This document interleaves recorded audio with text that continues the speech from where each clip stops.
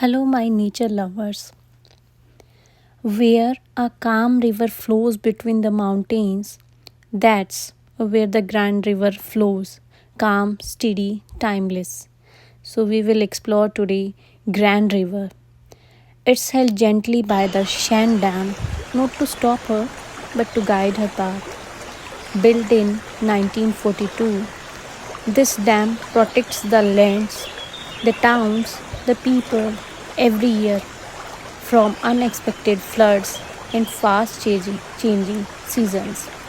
But it's more than a protection, it's quite a reminder that in life too we need direction, not control.